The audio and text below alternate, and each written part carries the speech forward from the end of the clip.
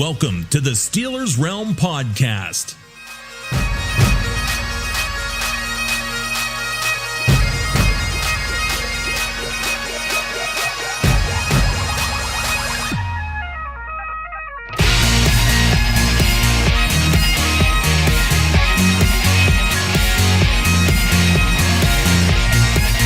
And now, here are the boys of Steelers Realm.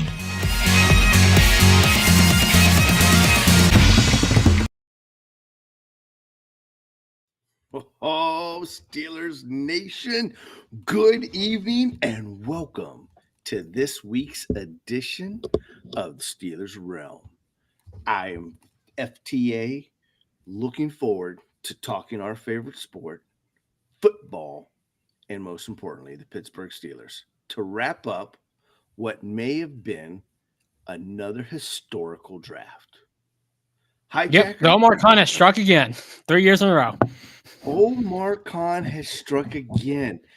This guy has really come on and changed the face of this team. And what's even more crazy is it looks like he's got Tomlin drinking the juice. Yep, he is drinking the juice because we've gone trenches in the first round 3 years in a row since Khan's been here. Let's go. And let's face it, that's one thing we've been talking about for years is we've got to strengthen up the trenches, and we're going to break into that. He still wasn't even done after the draft, still picking up a few more pieces to it. And I hate to say this, we're going to have to talk about it. We're going to talk about the Shador slip, but more importantly, the Browns may have had their best draft since 1999. Say what? That might be a little scary right there. What the? Yeah, what? Yeah, no. It's actually a little concerning, more or less. But hey, we're going to break that down. So hey, let's before we talk about the draft, let's just talk about what Omar did after the draft by going out and picking up Mr. Robert Woods to a 1-year deal. You okay with this pickup, hijacker? Yep, you can never have too many wide receivers. We saw George Pickens went down last year, and we were kind of screwed. So always good to have depth. I mean, he's good veteran leadership in the locker room, especially when you've got multiple personalities in that locker room now with DK and Pickens. Well, you know, I hear what you're saying, but here's my thing. You know, he's kind of been hurt. He really hasn't had a very he hasn't had a very good career.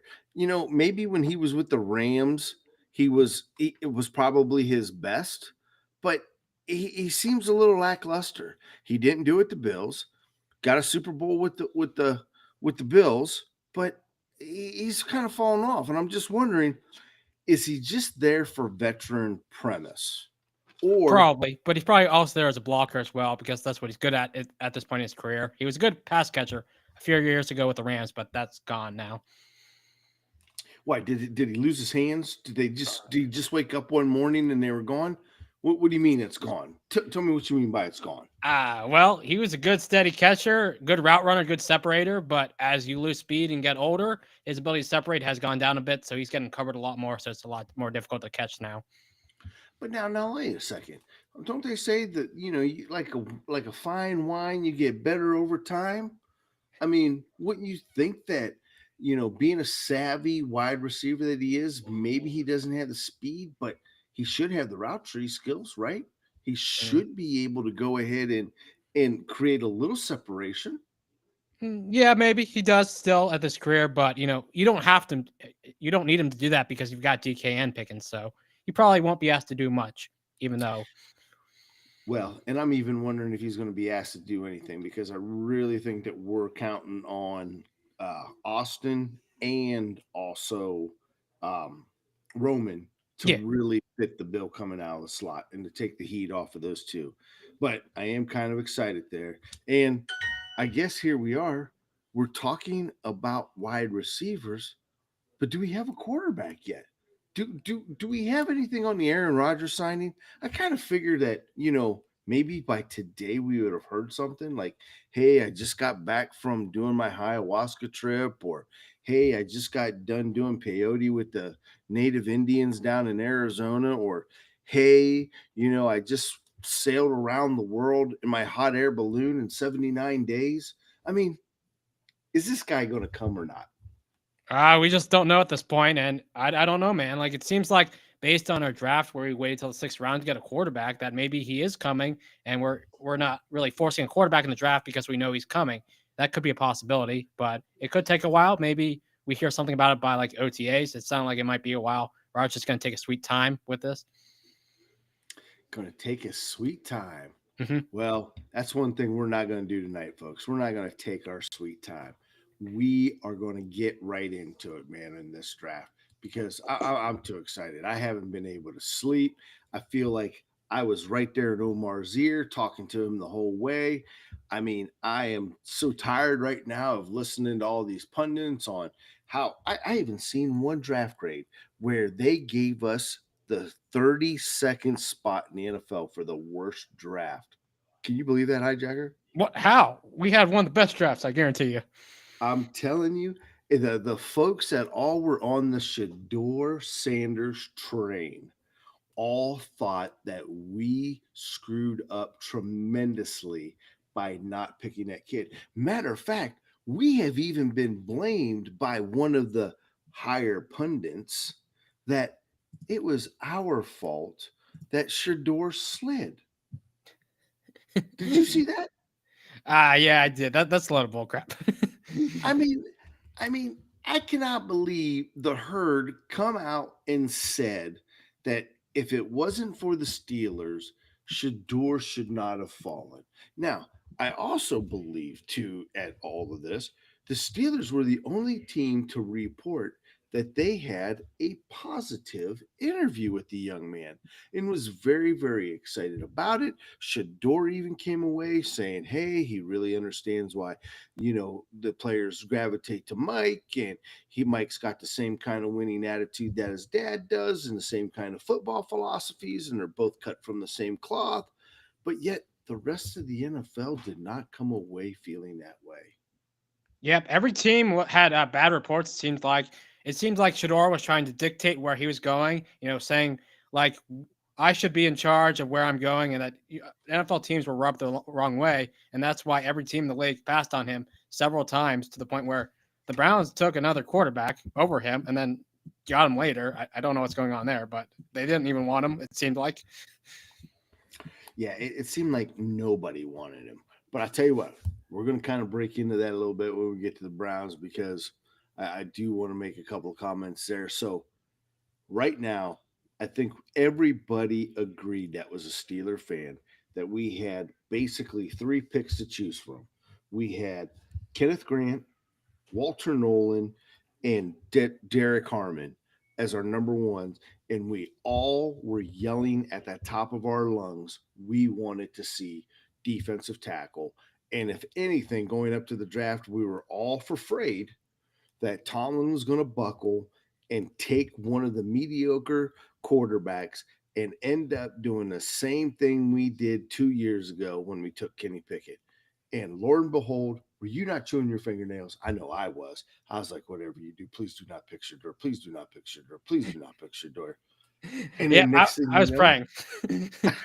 I was praying. I was praying. Everybody was hitting the rosary beads saying, come on, Derrick Harmon. Come on, Derrick Harmon. And Lord, he went ahead and delivered. And how did he deliver, man? What a mammoth this cat is. 6'5", 305 pounds. Man, he's 21 years old. He's got almost a 35-inch reach. Man, the guy is fully developed. I mean, he's got pass rush skills. He swims, he rips, he bull rushes. He's a 5-tool guy. I mean, this is a solid run defender and can actually get up and pressure the quarterback. And he is going to be blessed with being trained by one of the best to ever do it in Cam Hayward. I mean, as a rook, could you ask for anything better? Hell no. That's an amazing fit. And that's why he was amazing with Oregon. He had 2 forced fumbles, 45 tackles, 10.5 tackles for loss, 5 sacks, and several pass breakups. Like, he was really good with Oregon, and he looked amazing. One of the best pass rushers in all of college football. He actually led interior defensive linemen with 55 pressures. So he was a great player and one of the best pass rushers. It reminds me a lot of what you saw in Stephon Tuitt a few years ago, where he can get after the quarterback. And when you start to look at this D line now with Harmon, Benton, Cam Hayward, TJ Watt, Alex Highsmith, even Nick Herbig, it's going to be a very scary pass rush. It's going to be a very, very scary pass rush. There is no doubt about it. The one thing, though, that did kind of concern me that nobody was talking about, but all of a sudden it came up on draft day, was a shoulder injury that everybody was just kind of, oh, he's fallen because of a shoulder injury. Now, we all know the Steelers, man. They're definitely going to go ahead and do their job medically in making sure that he is right. But I'm wondering why nobody talked about that a little bit more. And did we just get that lucky that he fell to us? Maybe. Well, the Bengals did what they did, and they kind of messed up by not taking him. We'll get into that more later. But I was happy he fell to us even if there was a shoulder injury. I don't think it's that serious, or else we would have not drafted in the first round if it was that concerning to us. No. And here's another thing too I want to say too, why we are talking about the young man. This might have been the best story of draft night, that here this young man is from Detroit, didn't come from, from money or anything else. He worked for what he had. His mother worked her tail off to make sure he had what he needed, had gotten sick. He actually left Michigan State, went to Oregon to play because he knew he had to get away. He had to prove something to himself. Left his mom at home. Of course, she wasn't there on draft night. Made it over to the hospital to let her know that their dreams had come true.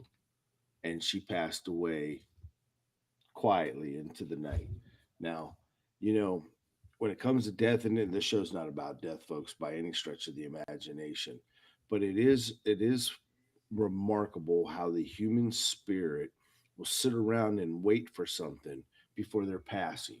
And to hear this story was just another one of those stories. And from Steeler Nation, Steelers Realm, Mr. Harmon, our thoughts and prayers go out with you. And just so you know, you definitely have open arms to a great, big, huge nation of fans and family that hopefully will be here for you for the next 14 years. Yep, we wish the best to his family and to Harmon himself. That's quite tragic, but I am very happy that he got to tell his mother, that she got to see her baby boy, make it to the NFL before she did pass away, sadly, tragically. Yeah, definitely, a joyous day and a sad day. So, and then after that, it was over. We went into the second round. Everybody waiting to see if we were really going to get rid of George Pickens. And before the draft, Khan came out and basically said what?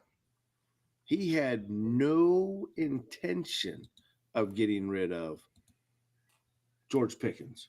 And by all means, they did not. Yep, they were going to keep him. By that? I'm not surprised. I thought, we saw last year where we only had one good wide receiver in Pickens. He goes down, we're screwed. So, to have him and Pickens is going to really be fun to watch next year. I'm really happy we kept him. Well, I tell you what, I'm very glad we kept him as well, too. It does seem like the young man is really, really working hard. I'm hoping that the maturity side, we're actually going to see him. And I know there's a lot of people saying Pittsburgh won't pay 2 wide receivers that kind of money. I don't know. You get the right quarterback, you'd be surprised what we end up paying for. You know what I mean? Yeah, well, the Bengals just did that, and it's probably going to work for them. So, we'll have to see. Only time will tell. But then, in the third round, Hijacker, I could not believe he was even still on the board, that a run had not begun on the running back yet. Now, by this time, pretty much all the top tier defensive tackles were off the board. You had at the time basically 3 or 4 of the top running backs off the board. And there was Kaleb Johnson, Iowa, 6 foot, 225 pounds with a 4.48 speed. Wow. Sitting there, just sitting there. How'd he fall? I would have figured that cat would have been gone in the second. I don't know if everybody, what seemed the way this draft fell, and we'll keep talking about this, is that all we had to do was sit there, pop some popcorn, put a little salt and butter on it, and watch everybody fall right into our laps while everybody was too busy talking about Shador. Yeah, I'm really happy we got him. He's going to be a fun running back to watch. He's perfect for Arthur Smith's system where he's going to run a lot of outside zone. It's going to be really fun to watch him in our system, especially with Arthur Smith, who knows how to develop and use these running backs. Well, and I am looking for that, but you want to know the stat that I think I love the most about him? Yeah. No fumbles in 2024. Oh, yeah, he's really good ball security. Like, he's probably the perfect Najee Harris replacement. He holds onto the ball. He gets the tough yards. You know, he's good between the tackles. He's a bulldozer. Like, he's the perfect replacement to complement Jalen Warren. And we're going to have that 1-2 punch once again. Yeah, and I am ready to see that happen and actually looking very, very excited to that. I like the kid's inside running ability.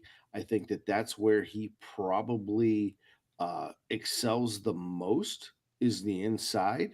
I don't think we're going to have to be too concerned about him as far as outside or 3 down back, but definitely inside and zone runs is where this guy is definitely going to go ahead and really, really excel for us. Yep, you're right, because we've got Gainwell to do the scat back stuff for us.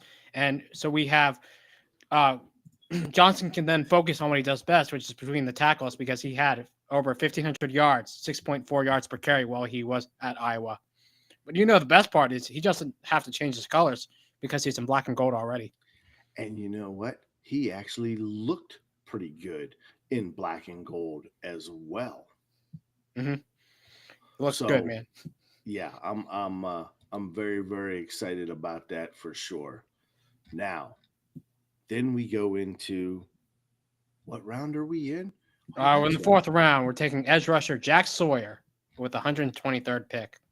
Now, this is the steal of the century right here. The steal of the century. Now, let me put this out about Jack. There's nothing flashy about Jack, man. What you get is what you have in Jack. But what you do have is you have a solid leader. You have a guy who has a nose for the ball. He is everywhere that ball is.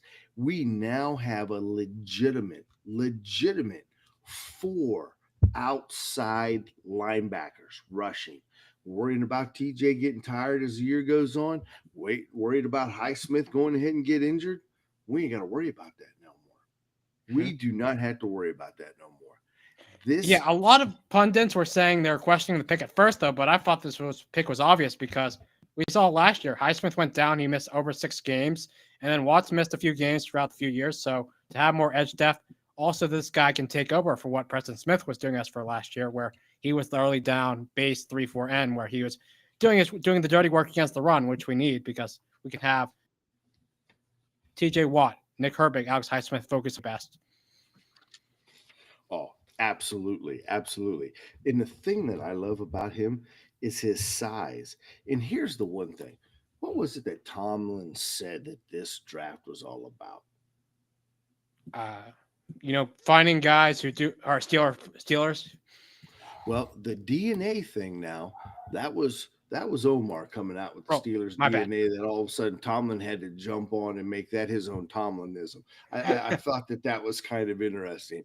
But Tomlin must still be in March Madness because he was looking for the bigs.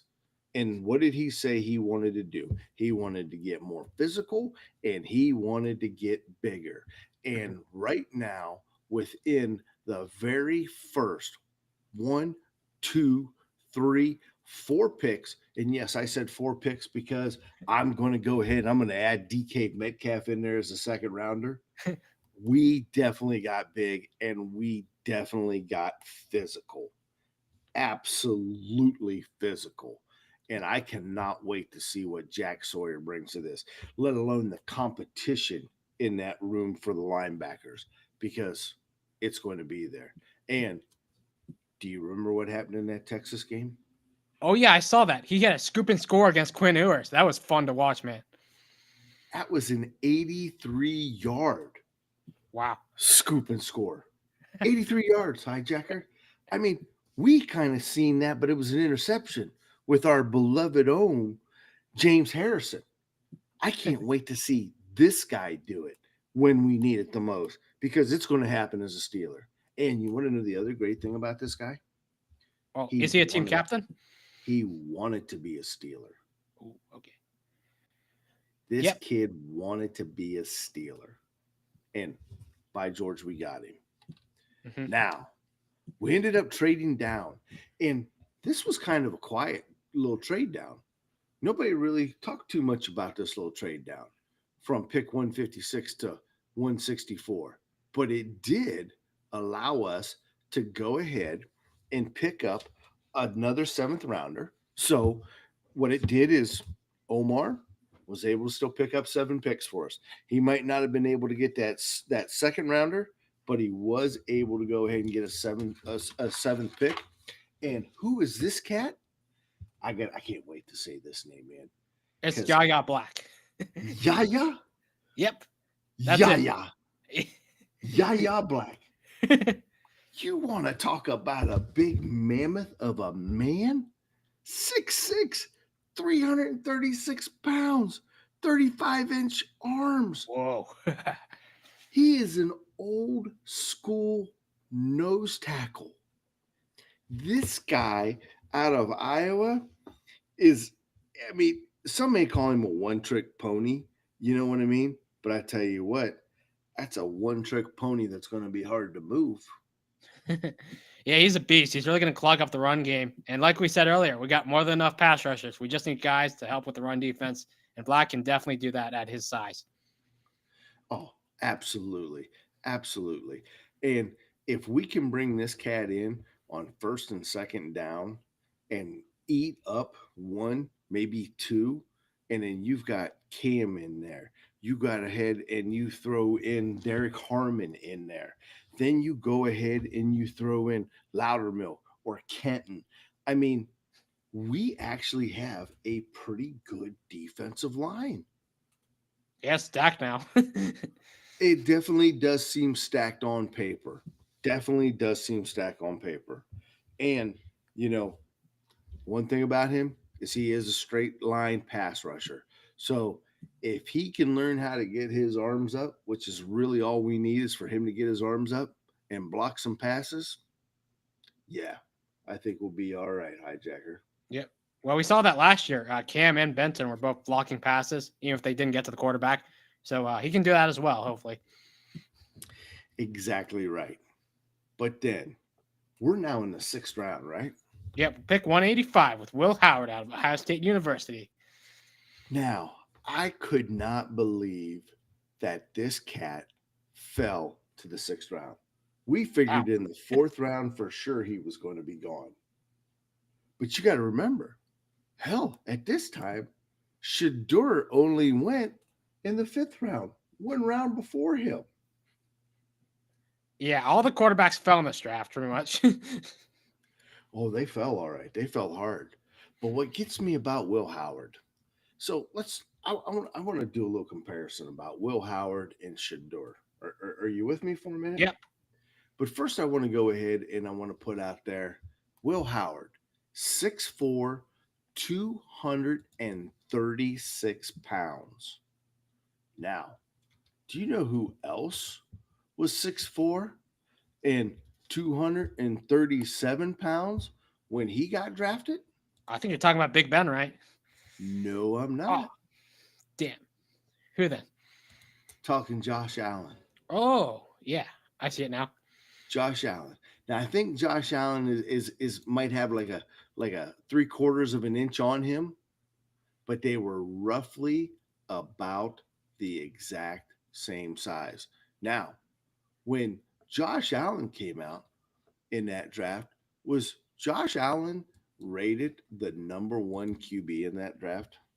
No, he's probably like third or fourth, 50. Do you remember the quarterbacks ahead of him? I think that was Sam. That might have been Sam Darnold draft or Daniel Jones. I forget which one. But Which one? Daniel, maybe? Jones, maybe? Daniel Was it Jones? Jones, maybe? I always Not confuse sure. the two. What's that? I always confuse the two. So, You always confuse the two. yeah, How yeah. about this cat? Baker Mayfield. Oh, Because do you remember Baker Mayfield?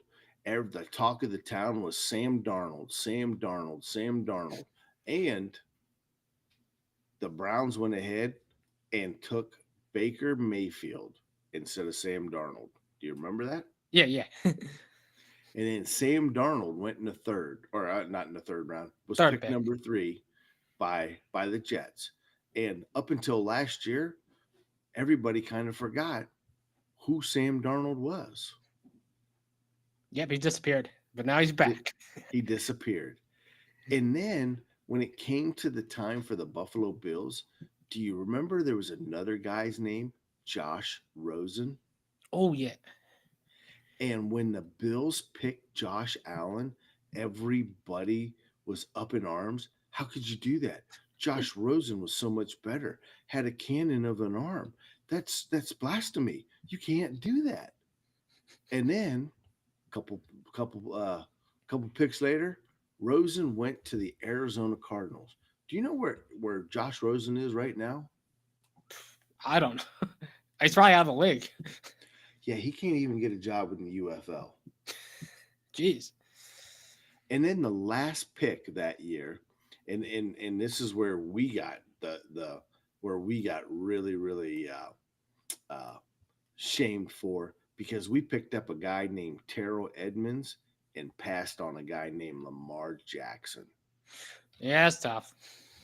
Well, I don't know if it's tough, because if it wasn't for that, we wouldn't have picked up a little guy by the name of Rudolph the Red-Nosed Reindeer, who just might end up saving our season this year.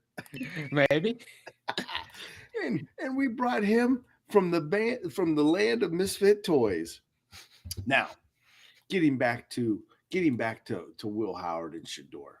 Now, you want to know one of the things that I thought was very interesting about Shador's stats, just in case anybody was wondering? Oh, he actually led the FPS and completion percentage, right? Oh, absolutely. Absolutely he did. There's no doubt about that. He led them by 75%. Do you know what Will Howard's was?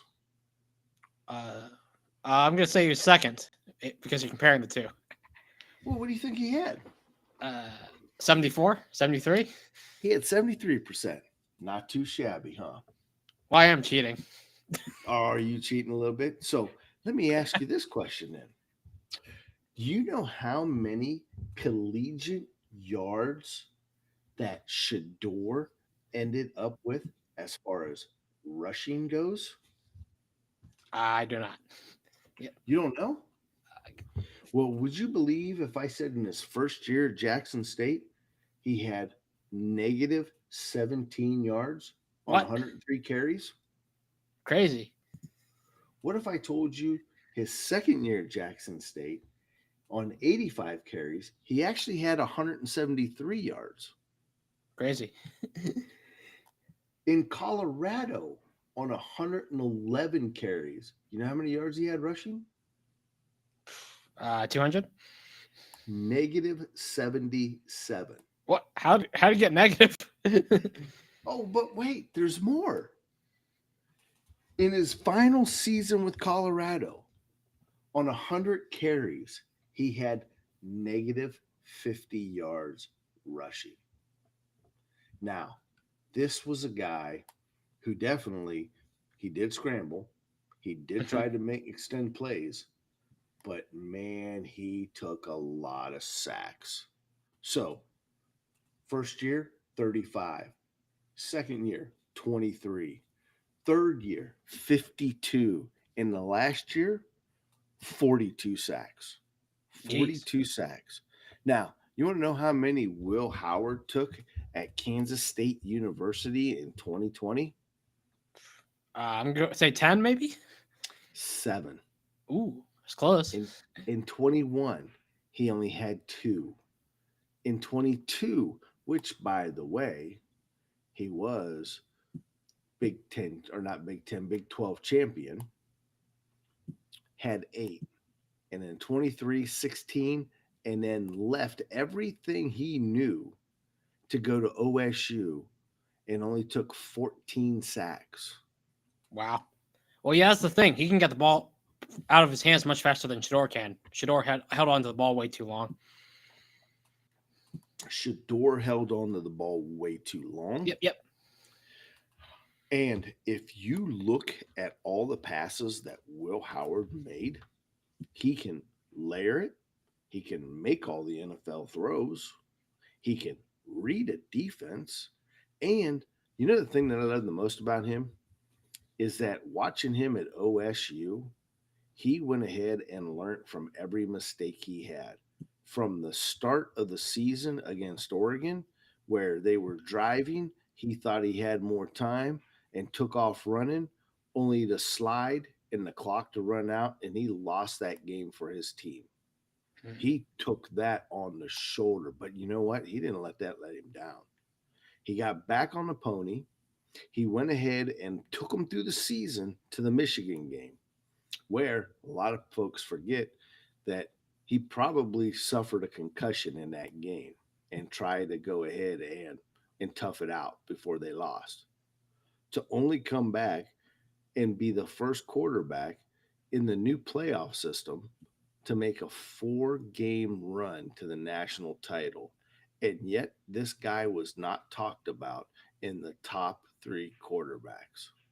Yeah, I don't know how. He was great. You saw during the national championship, he was the offensive MVP in that game with 231 yards, 2 TDs passing. He had a great game. He looked really good in the whole playoff series. Like, you look at what he was to start the season, he was a lot better during the playoffs. Like, if you just look at his playoffs, like, he's definitely worth going in the top 3 for sure, if you just consider those. Well, at this point in time, again, I got to hand it to Khan. I don't think anybody expected Howard to wait until the sixth round. And then again, popcorn in hand, buttered up, salt, sitting in the lazy boy, waiting for another player to drop. And now what do? We go on to the 7th round. And Lord and behold, who's sitting there for us in the 7th round? Carson Bruner. Yep. Carson Bruner. Yep. Tell us about Carson Bruner, because we picked this one too, Hijacker. Yep. We knew that this was going to be a legacy pick, man. You knew that they could not let this cat go. Well, he was a son of a scout we had, so it was kind of obvious, a no-brainer pick. And what I love about him, he's great on special teams. That's what he does best. He's a demon on special teams. But also, he can hit guys as a linebacker, which I love too. He was round 6, pick 266. So good to have him on the team. He's going to, provide immediate special teams value and hopefully develop as a linebacker. Well, I definitely hope he develops as a linebacker, but if anything, and he can be that special teams ace, we need a special teams ace. Mm-hmm. Yeah, we'd love to have him. We'd love to have him? Yep. You think so? Yep, on special teams, he's going to be a beast there. Now, did you happen to see the video footage of Tomlin making the call to him? Oh, yeah, that was amazing. That was fun to watch. Well, what I took out of that I really loved the most is saying, hey, kid, this might be a legacy pick. However, you have more than enough film to prove that you belong here, and you're going to have a chance to show Steelers Nation just why we drafted you. Mhm. Yep. Hopefully he can develop. You don't sound too optimistic on that one. Oh no, I'm sure he can. You're just going to take some time, I think. Okay. All right. Yep, that's why he went in the 7th round, because he's a little bit raw. I'm not saying he can't be a good player, just to be patient with him. Just to be patient with them. Yep. That's what it is with these 7th round picks. They don't go early because they're not pro ready. They need some time to develop. Some time to learn. How much time do you think they need to learn? 10 I'm years. just I'm kidding. Probably a couple years, 1 year or two. 1 year or two. Yep. Behind Queen and our other guys. Okay. All right. And then the last pick of the draft. Now, pick 229. Pick 229. This is the one we got in that trade. This is the one we got in the trade. We ended up picking up a guy from Central Michigan. Who was the last guy we got from a MAC school, let alone Central Michigan? Wasn't that where Brown came from? Yeah. So hopefully this guy here isn't crazy or loopy, but he looks to be rated as a cornerback and a potential punt returner. Kai has had some good times in the MAC, and I look at this guy to be a French. He's probably going to definitely make the practice squad, but I don't look for him to be on the starting 53. What about you? Yeah, that's where I see him. Currently, our outside corner room includes Slay, JPJ, and then behind them you have Eccles, and you have Corey Trice, and then you also have James Pierce. So I don't see room for him. He'll probably make the the practice squad, and then he's more of a developmental type again, where he's a speedy DV with fast speed. He ran a 4.3840, so hopefully he can make the team or make the practice squad. And then also something I wanted to mention is he's local as he went to Harrisburg High School. I'm glad you brought that up. Did you notice that besides oh man, we've talked about so many people, my brain almost froze up. Me too. Kaleb Johnson. Oh yeah. Everybody is from the area. Yeah, everybody's local. Well, you could almost put a draw a 4-hour circle from Pittsburgh, and almost everybody falls within that circle.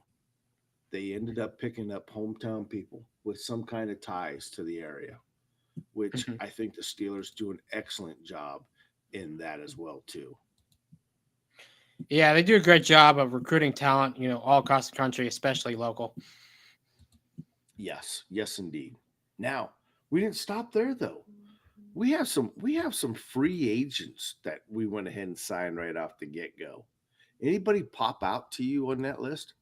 So the guy that actually did pop out for me was Sebastian Castro, who was a nickel cornerback who actually will challenge Beanie Bishop. He's 5'11", 203 with shorter arms. That's why he's projected to be a slot corner.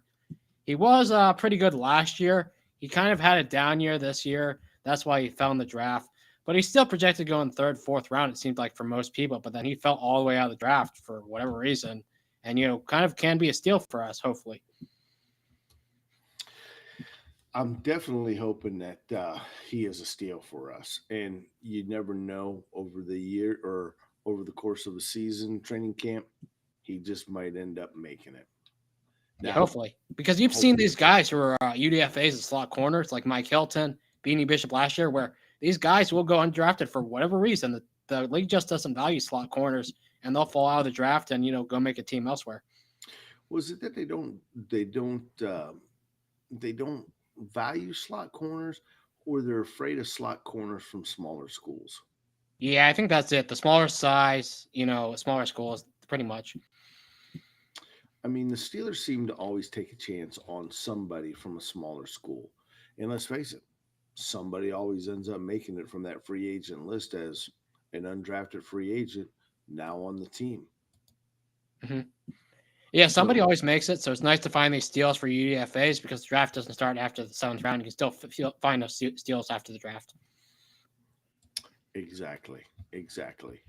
Well, the other thing is when you look at these free agents, there's another guy, or I shouldn't say that. There is another guy, but before I go there, did it also seem like we woke up and Omar Khan said, "You know what?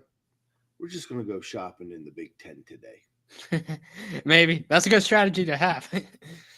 I mean, because he definitely went shopping in the Big Ten, but he did pick up a local kid to keep Boz company this year, and that's Ben Sowles. Ooh, interesting. Place kicker, kind of interesting to see, what that kid does. He could potentially have a future in the NFL. But there's another wide receiver that I thought was pretty. Or we actually picked up two more: Rock Taylor and Kayshawn Williams. Now, Kayshawn Williams might actually have a really, really good chance here, man. I mean, he played very well at Indiana. Played in 59 games. He had 2,600 all-purpose yards, including 1,800 in receiving. He had 448 yards with 5 touchdowns. I mean, it's a good possibility he might make the team. Ooh, maybe. We do have a crowded wide receiver room, so we'll have to see, especially with adding Robert Woods earlier. It is going to be interesting. It is going to be. Now, that concludes basically our draft, buddy. Oh yeah. What's Do your you want to grade? give it a grade real quick on what you think? Absolutely. What grade do you want to give it? I'd probably give us about an A-. There were some picks that some of small changes maybe. We could have gotten a few better players, but other than that, I still think it's a really good draft. We got some very So, high floor players as well. so Derrick who do you Harmon's going think to we be a could have beast, got better? huh? Who do you think we could have got better? I'm kind of curious. Oh, let's see. I mean, in the 4th round, when we took Jack Sawyer, there were a few other options, on the board as some positions we could have needed more than edge rusher. But that's a minor, That's why it's not a true A. That's no, it's not a true A. Yep. That's It's why a you're giving nitpicky it an A thing. minus. Yeah, it's an A- instead of an A. All right. What about Well, you? I myself, I don't believe in the A, B, C, D. I mean, if I was going to give it, I give it an A. But where I Okay. really want to see is where these cats are in the next 5 years, Mm-hmm. because that's what truly tells what kind of draft we ended up having. And just to kind of go ahead and back that up and to give you a little bit more of an idea, in our 5 year breakdown right now, we're probably averaging a B, because when you kind of look at it, going back to 2020, we had 6 total picks there. You know how many starters we have from that 2020 draft? I'm gonna say 1. Exactly. We only have one, and we have a backup. Mhm. 3 of them are out of the league. In Jeez. 2021, we had 9 picks. Now, that one wasn't a bad year because we still have 3 starters, 1 backup, 2 are out of the league. Hmm. 22, we had 7 total picks. We have 2 starters, 3 backups. None of them are out of the league. 23, which may have actually been one of our better drafts. We had 4 starters and 3 backups. Wow. And then last year in 2024, we had 2 starters and 5 backups. So 2020 and 2021, yeah, didn't do us very good justice. So, but Omar is definitely changing the way that we look at things, guys. So the arrow's pointing up. One other thing that I want to talk about too before we leave on and we go to the other AFC North, I want to talk about. I was kind of surprised about um, the team releasing Oh, uh, I Ryan think I remember that. Watts. Oh, he I mean, medically retired, I believe. Basically, seems like. medically retired, 6th round pick last year. Um, he got injured in the Oh, that was like our final preseason game. He got like a weird stinger around the neck or shoulder area. It looked like a. yeah, it wasn't too good. And the Steelers went ahead and we held on to him. hoping he could get better. And of course, we had to release him. And I kind of feel bad for the young man because he didn't have a bad preseason with us at all last year. Yeah, I actually liked what I saw from him. He was being physical in the run game, it looked like. Yeah, yeah. Tough. So my heart goes out to him. And then after the draft, we went ahead and we've got rid of Larry Ogunjobi. Oh, he's been gone for a while now, I think. Has he been gone for a while? Yeah, I think for like a month now. That's why. For a month? Yeah, Is I think Adams so. we got rid of right afterwards. So Oh, am I getting those two Adams. mixed up Oh, probably Adams then. because both of them are gone. Oh, I did not see that. You did not see that? No. Yep, both of them are now gone. But the thing it is I thought it was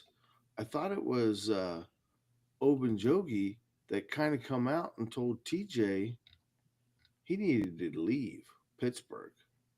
That there's problems in that locker room. Did you see that? No, I did not. You didn't see that? Nah. All right. Seems like Ogunjobi was just upset though because he was losing his job. But Bennett was taking his job basically. Well, he definitely did lose his job, and of course, he's definitely been on. He's made his rounds around the North for sure, and he's now with the. He did find a home with the Bills, Ooh. so it's not like we're not going to get to see him again. Oh right, sooner or didn't he get later. suspended? Did he get suspended? I think he got suspended for 6 games No. for PEDs. Did he really? Yeah, I believe so. Oh, that won't be good. Well, So it's actually probably a good thing he's not on the team anymore. it probably is. It probably is. All right. So going on to the North. The North. Here we The go. North. The North.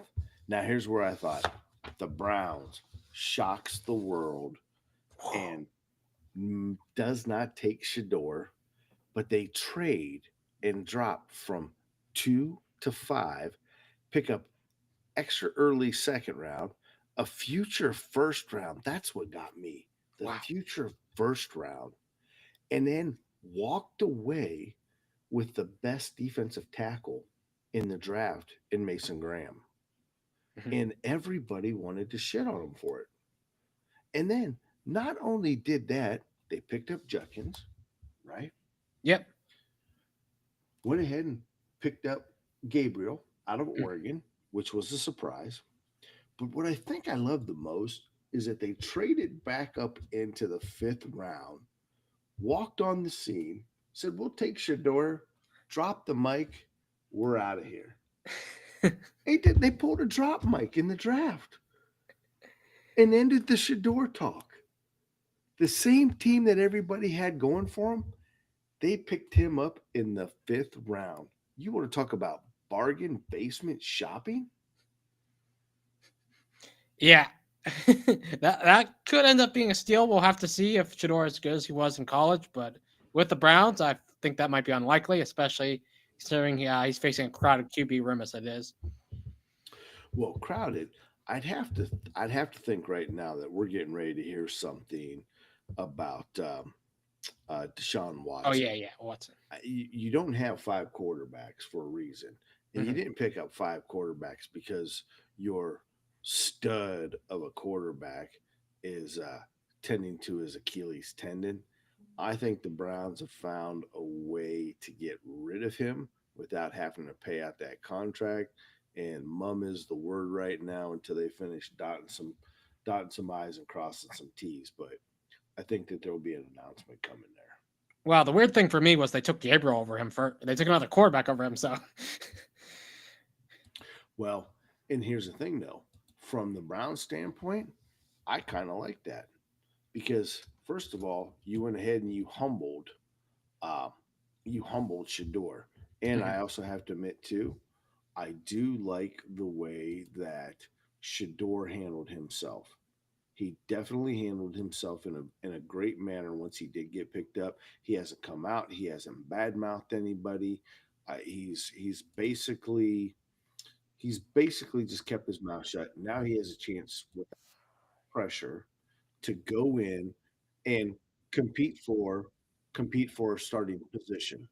So, and then if Mhm. he does do as good as what everybody thinks he can do, or what he thinks he can do, the Browns, after 20 some years, may have actually found their franchise quarterback.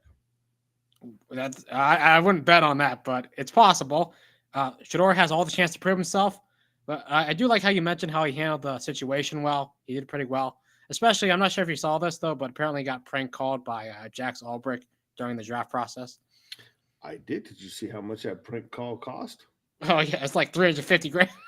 Oh, it's up to 350 grand. The last time I seen it was 225,000. I think the owner got fined 250, and then the coach got fined 100K. That was an expensive prank phone call. Worth it. I'm kidding.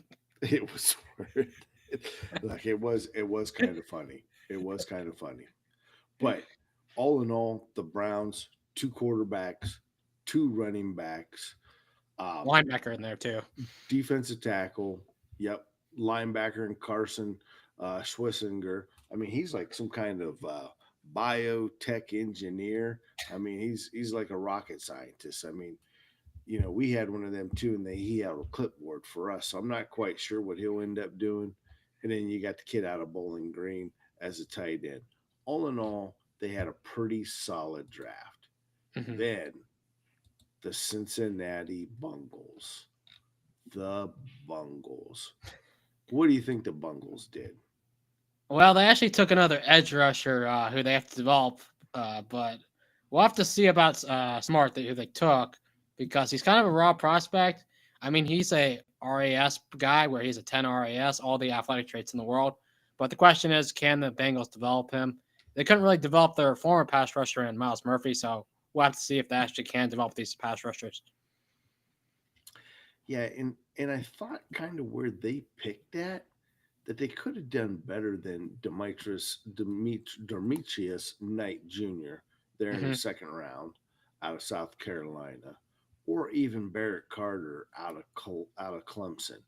It just seemed to me that this was lackluster and not very well thought out of from from a scouting point of view for where their needs were at safety, linebacker, outside linebacker, cornerback, and of course edge. Edge, all right, Shamar, we'll see where that all ends up, but just seemed very lackluster to me. You? Yeah, that is very lackluster. I don't know why they're doing. They were kind of reaching for linebacker, especially when they have guys in the building and Logan Wilson, and they had another guy though. But I didn't see the need for them to take two linebackers, and then the guard they got was a little bit of a reach as well. So it was kind of a bad draft for them. Yeah. Now, one who probably didn't have a bad draft and who has kind of figured out how to manipulate the compensatory picks are friends to the East, the Baltimore Ravens. Man, Yeah, they do this every year. Good players just seem to fall into their lap. I don't know how they keep doing it. They keep getting away with this every year. They got Malachi Starks to fall to them, which is unfortunately the best fit for the secondary in the world. Him with Kyle Hamilton, Marlon that's going to Humphrey. make that a formidable back end of that defense. You know that, right? Yeah, that was actually their major issue last year was the pass defense. So for them to fix that is actually a big. Unfortunately, it's going to be very difficult for us to throw against them now because of that. And then even picking up Mike Green out of Marshall. Yeah. Well, he's going to really help their pass rush, so their pass defense should be a lot better, assuming the allegations against them are false. Well, and you'd like to think that they went ahead and they did their homework. That might have been part of the reason why he fell the way he did, because he was on some boards first round material. Yeah, I saw he's supposed to go second. top 10 for a lot of people. Yeah, it was definitely interesting. And then of course they picked up two offensive tackles, and Emory Jones Jr. out of LSU, and then Carson Vincent out of Alabama A&M. And then they did pick up Teddy Buchanan, linebacker out of California. And then from there, they pick up Bahal Cone, which is cornerback, Western Michigan. I believe he played with our cornerback. Mm-hmm. And then And then after that, it just kind of seemed a little lackluster from there on. Yeah, they didn't have many picks after the first two. So, and what gets me again, where are your wide receivers? you mean for the Ravens? I think they signed DeAndre Hopkins. They have Zay Flowers. I guess they feel good about that room, even though it's a little mid. Well, and here's the other thing that I thought that was interesting. Did you see they picked up old Loop out of Arizona, kicker? Kind of makes you wonder what they're thinking about old Mother Rubber Ducker Tucker in the old massage room. But I guess only time will tell. All in all, it was definitely an interesting week for the draft. Mm-hmm. For all of you who have never experienced one, it's coming to Pittsburgh. Better get your hotel rooms now, because you know why? They are going to go quick. So make sure that you get your hotel rooms and you head on out there. And you got anything else you want to add to this this segment there? Yeah. Well, about the draft being next year, I'm very excited. Hopefully that year we might be taking quarterback. We'll have to see, though. It might be a big draft for us, especially with Omar Khan loading up on the comp picks next year as well. It's very, very possible. And only time's going to tell right now. And remember, you can only get a maximum of 4 comp picks. And right now they're saying we have 6. So for sure we're looking at 11 picks next year. Ooh, I think that's probably going to lead the NFL, right? You think what? That's probably going to be the most picks of any team in the NFL next year. It's a good possibility. Good possibility. Yep, we're loaded on draft picks. Hopefully we'll be able to, if you have 11 picks, you're more likely to get more starters next year as well. Well, right now, I just want to go ahead and see how this draft class pans out. I'm looking forward to OTAs. I'm looking forward to training camp opening up. And hopefully we have an answer on the quarterback situation. Hopefully figure that out. Yes. Tough situation. Well, with that being said, adios, amigos. And Steelers Yep. Nation, enjoy your evening. Yep, have a good night. Careful in the hot tub, everyone.